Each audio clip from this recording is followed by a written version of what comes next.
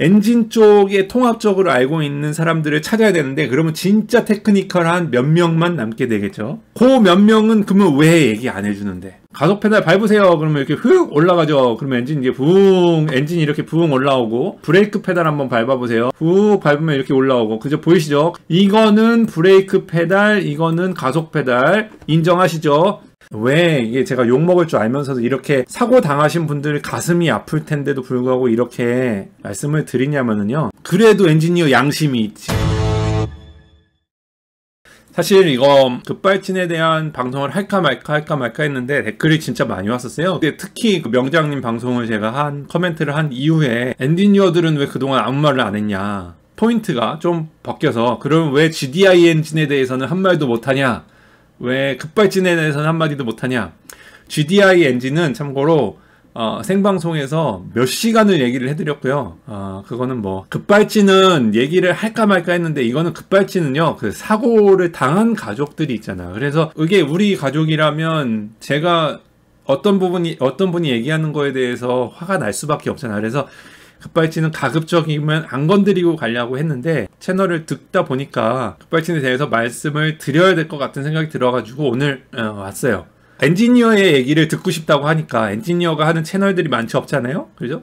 엔지니어의 개인적인 의견이니까 이걸 가지고 너무 공론화하시고 문제를 안 삼아 주셨으면 좋겠어요. 저도 이렇게 멘탈이 강한 사람이 아니어서 저도 이제 나중에 뭐 어린 얘기를 할 수 있을지 모르겠지만 이제 좀 어려운 시절, 곤란한 시절들을 겪다 와가지고 머리가 멘탈이 강하지가 않습니다. 그러니까 뭐라고 하시지 않고요. 저는 그 사고 당하신 분들이나 그런 거를 알고 싶은 분들에게 어느 정도 입장을 회사에서 안 밝히기 때문에 제가 입장을 좀 알려드리려고 하는 거니까 그렇게 해주시고요. 서론이 좀 길죠. 자, 엔지니어를 침묵하는 이유.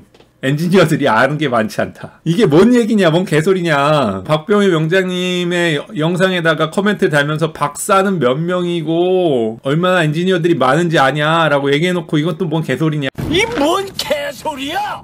엔지니어들이 아는 게 없다. 이게 무슨 말이냐면 제가 아는 많은 엔지니어들 중에 30년 동안 도어 핸들 레치만 하신 분이 있어. 박사예요. 핸들만 하신 분. 핸들 완전 전문가예요. 그분이 저한테 브레이크 바꿔달라고 오세요. 범퍼 디자인 하시는 엔지니어. 디자이너죠. 디자인 하시는 분. 그 다음에 레이더 개발하시는 분. 제가 아는 분들만 쭉 얘기해 볼까요? 생산시설을 만드는 생산 기술 엔지니어. 생기라고 하죠. 그 다음에 생관 엔지니어들 있죠. 생산 관리 엔지니어. 그분들은 평생 그것만 하셨어요. 유리 하시는 엔지니어. 브레이크 하시는 엔지니어. 많죠. 사실 보면은 뭐 그 후드만 디자인하시는 분, 그것도 후드도 보행자를 쳤을 때 후드 뭐 머리 하면은 그 뭐 머리에 충격을 흡수한다 그래서 후드도 굉장히 전문 분야예요. 브레이크를 예를 들어 볼게요. 그러니까 자동차 회사가 있잖아요. 자동차 회사에서 브레이크 디자인하시는 분은 있어요. 그분들의 역할은 대부분 서플라이어들, 예를 들면 티어 1이라고 하는데 1차 벤더라고도 하죠. 그게 이제 보쉬, TRW, 아케모노, 만도, 모비스 이런데 이제 디자인 엔지니어들이 또 있잖아요. 그 사람들은 또 그 브레이크만 디자인해. 사람들도 패드로 넘어가면은 이렇게 캘리퍼 디자인하는 사람들은 1차 벤더, 1차 벤더에 공급을 하는 패드는 2차 벤더.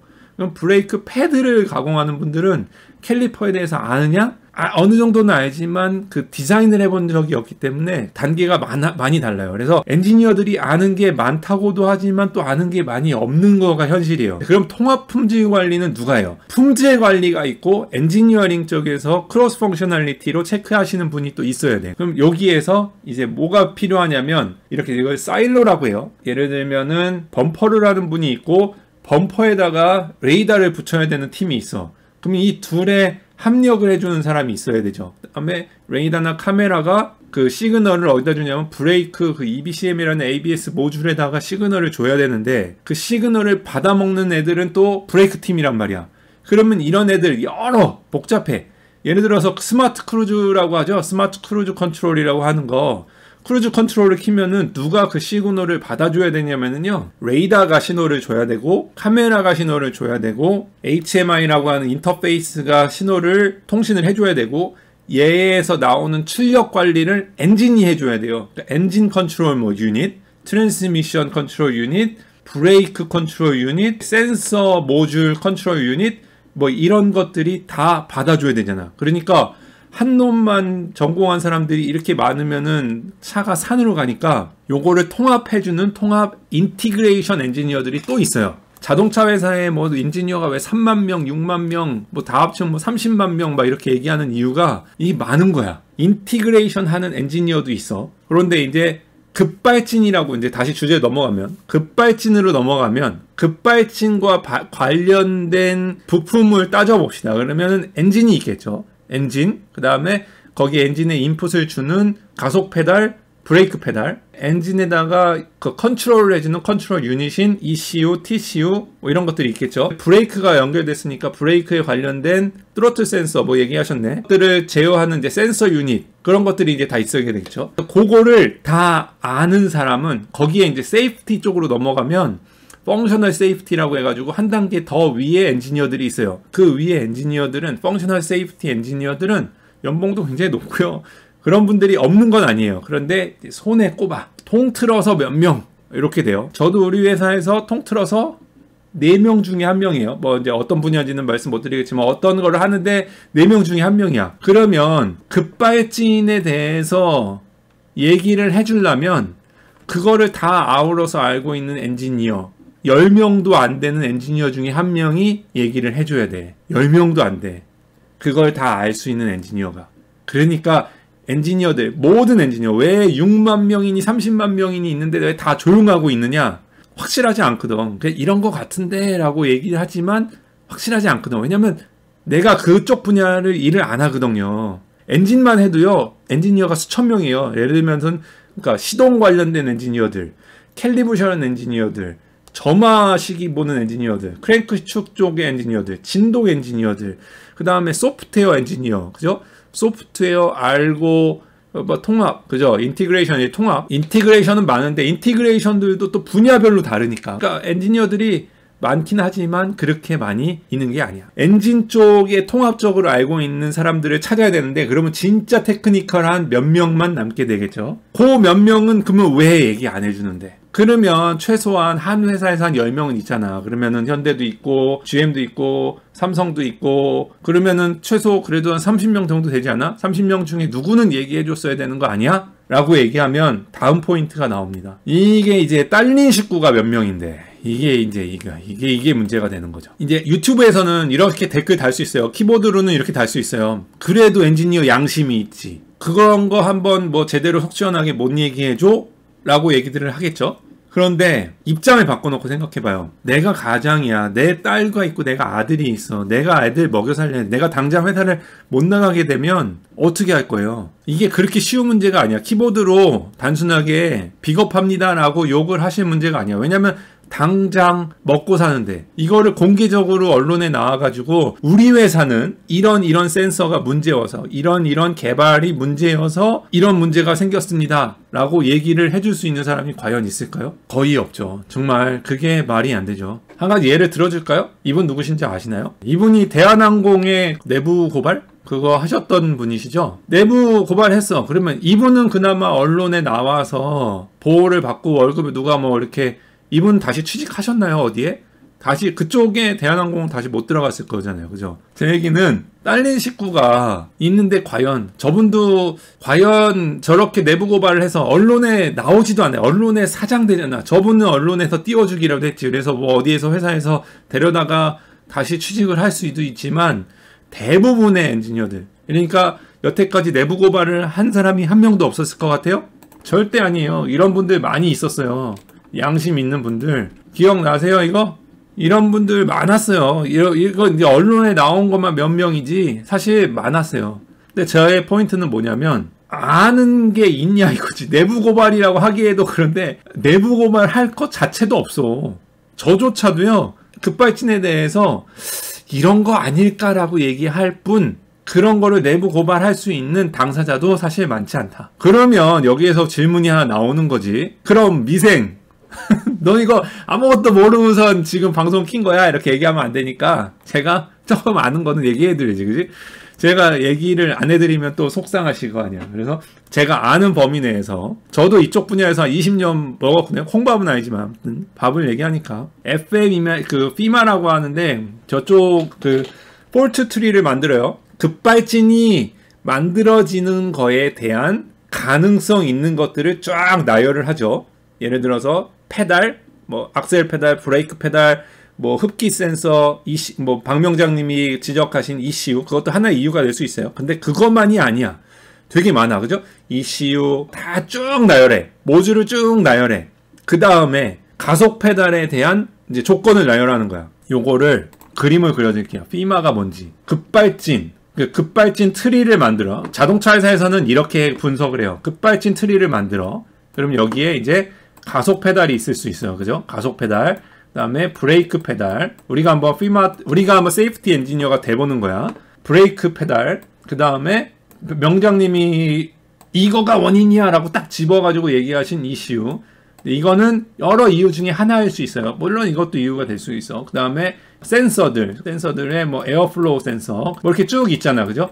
이렇게 나오면 이제 가속 페달 가지고 또 이제 트리를 만드는 거야. 이거를 세이프티 트리라고 해요. 여기에 이제 가속 페달로 가면 가속 페달의 재질로 갔을 때 뭐 플라스틱이냐, 쇠냐, 뭐 그 다음에 온도 조건, 습도 조건, 얘가 이제 트리가 다 나오겠죠. 그죠? 이 트리가 다 나올 거 아니야. 겁납니다. 이거 이렇게 해가지고 트리를 만들잖아요. 그러면은 나중에 이 트리가 다시 가지에 가지치기가 해가지고 그 가능성 있는 것들이 한 200가지 정도 이제 예를 들어서 나온다. 그러면 그 200가지들을 엔지니어들은 다 시험을 해야 돼. 엄청나게 복잡해. 그러니까 명장님이 ECU 가지고서 막 해가지고 하신 거는 엄지척 잘하셨어. 그런데 ECU는 이 많은 트리들 중에 한 가지의 브랜치 정도가 돼요. 그거보다 더 많은 양의 시험들을 해요. 근데 이거를 이제 외부로 공개를 하느냐? 안 하죠. 그러니까 급발진이 있었냐 없었느냐 얘기해드리기가 참 어렵죠. 여기에서 어떤 이유로 나왔는지 사실 알 수 없으니까 일반인들이 추측을 하는 거죠. 이런 일들이 있고요. 이렇게 해서 밝혀지잖아요. 예를 들어서 페달에 있는 거가 한 30%의 이유가 있었고 ECU에서 나오는 게 한 20%의 이유가 있고 뭐 플로우 센서에서 나온 거가 한 30%의 이유가 있었다 이렇게 얘기 나오잖아요. 그러면 요런 이유들에 해당하는 거, 그 이제 거기에서 등수를 매겨요. 늘 비용을 또 생각하잖아요. 비용 대비 가장 큰 효과로 막을 수 있는 것들을 막 개발을 해. 그래가지고 요거를 막는 거죠. 어떤 식으로 막냐면 예를 들어 브레이크를 밟았을 때 가속 페달에서 나오는 시그널을 죽여라. 뭐 이런 알고리즘. ECU가 뭐 죽어가지고 그랬다면은 리던던트하게 뭐 ECU를 하나 더 가져가라. 이런 리던던시를 늘려라. 뭐 이런 식으로 설계들을 하시죠. 그래서 요렇게 이제 폴트 트리를 짠다라는 거. 그러면 니는 아는 거 뭐냐? 이건 이제 저의 개인적인 경험과 제가 알고 있는 거를 나누는 거니까 이제 이거 가지고 너무 욕하지 마세요. 제가 JD 파워 때문에 필드에 좀 많이 돌아다닌 적이 있어요. JD 파워 이거를 보다가 제가 많이 놀란 게 뭐냐면 이건 이제 사고 당하신 분들한테 속상한 얘기 될 수가 있어. 뭐냐면 이제 차가 정차선에서 슬금슬금 간다는 사람이 있어서 그 JD 파워에다가 별을 뭐 하나 뭐 이렇게 준 분이 있어. 그래서 그분을 찾아갔어. 왜 차가 정지를 했는데 슬금슬금 가나? 그분하고 이제 차를 타고 왜 가나? 왜 슬금슬금 가나 봤더니 이분이 그 한 발은 브레이크 페달에 한 발은 악셀 페달에다가 발을 올리시고서 운전을 하시는 분들이더라고요. 그래가지고 이제 얘기를 드렸죠. 고객님 발로 가속 페달을 밟고 계십니다 지금. 그러니까 나는 절대 가속 페달을 밟은 적이 없다. 이렇게 얘기를 하시죠. 대부분의 분들이 인정을 잘 안 하세요. 직접 이제 가가지고 이렇게 만나는 사람들도 드물지만 저희가 만나는 사람들이 100명도 안 돼요. 이제 뭐 100명?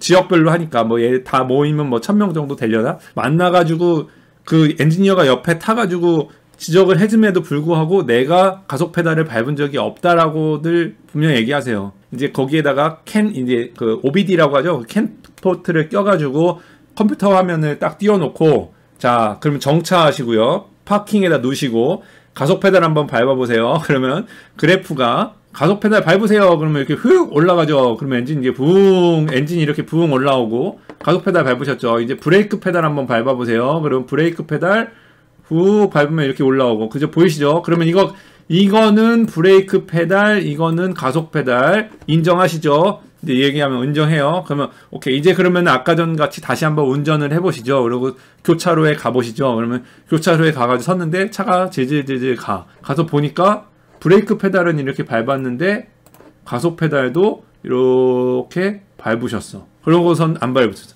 이게 그래프로 이렇게 보여드렸거든요. 근데 그때 제가 좀 이제 당황했던 반응이 뭔지 아세요? 그래프가 잘못됐네. 니네 그 엔지니어들 이게 문제야. 어? 그래프만 너무 맹신해. 이거 센서가 잘못됐을 수도 있잖아. 그러니까 욕먹고 왔죠. 그러니까 이게 해결이 안 됐어요. 그러니까 이게 참 어렵습니다. 이게 되게 어렵습니다. 이게 쉬울 것 같지만 엔지니어와 일반인들의 그게 되게 어렵습니다. 그래서 JD 파워 사건을 통해서 제가 좀 많이 사실 느낀 건 뭐냐면 급발진은 물론 급발진이 있을 수 있어요. 급발진이 없다라고 얘기하지 않고요.